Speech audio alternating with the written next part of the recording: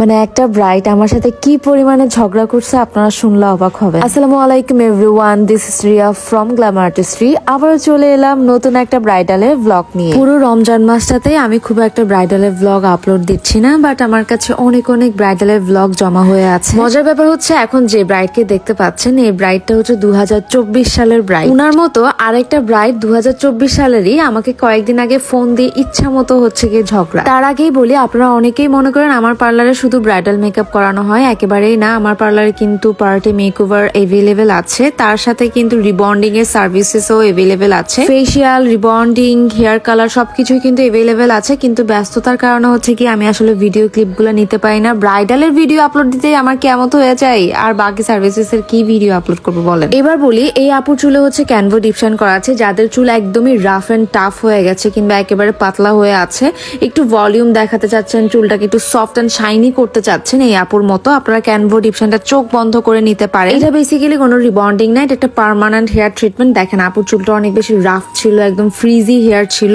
And এইটা আমরা যখন ক্যানভো ডিপশন করেছি মাশাআল্লাহ আপুর চুলটা দেখার মতো সুন্দর হয়েছিল। আপনারা যারা ক্যানভো করতে চান দ্রুত চলে আসবেন। রমজানে কিন্তু আমাদের অফার চলছে, 20 রমজান পর্যন্ত অফার চলছে। আপনাদেরকে বুকিং করেই আসতে হবে।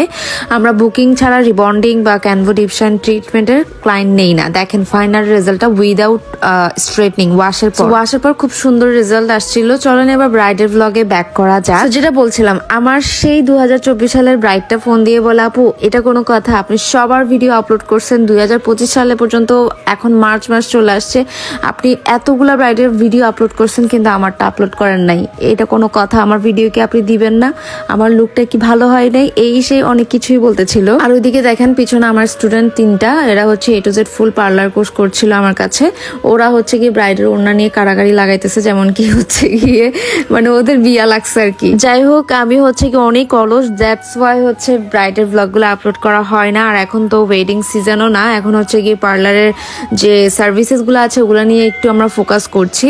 সো ঈদের পর যাদের বিয়ে আছে আপনারা কিন্তু দ্রুত স্লট বুক করে রাখবেন, কারণ ঈদের পরে স্লট বুকিং কিন্তু অলরেডি শুরু হয়ে গেছে। আমাদের 2টা ব্রাইডের বুকিং কিন্তু অলরেডি কনফার্ম হয়ে গেছে। আরেকটা কথা হচ্ছে, এই ব্রাইডের অর্নামেন্টস গুলো অনেক বেশি ভারী ছিল, অনেক বেশি হেভি হয়ে গেছে। আপুকে আমরা বলতেছিলাম আপনার ফেস ছোট, যেহেতু আপনি আরেকটু ছোট অর্নামেন্টস নিলে আপনার লুকের সাথে ভালোই যাইতো। তো আপু বলতেছিল যে আপু মনে হয় শপিং করার সময় মানে শপিং করার টাইমে আপু নিজে যায় নাই, দ্যাটস ওয়াই হচ্ছে গিয়ে নিজে চয়েস করে নিতে পারে নাই আর কি। যাই হোক, কাপুর ফেসের তুলনায় একটু বড় লাগতেছিল আমার কাছে। আপনাদের কাছে লুকটা কেমন লাগছে অবশ্যই কিন্তু কমেন্ট করে জানাবেন। বাই দ্য ওয়ে, আমরা কিন্তু 7 days প্রফেশনাল ব্রাইডাল মেকআপের ক্লাস নিয়েছি, যেখানে A to Z party and bridal makeup শেখানো হয়ে থাকে একদমই হাতে ধরে। যারা আমাদের কাছে ক্লাস করতে চান আমাদের পেজে ইনবক্স করবেন। আল্লাহ হাফেজ।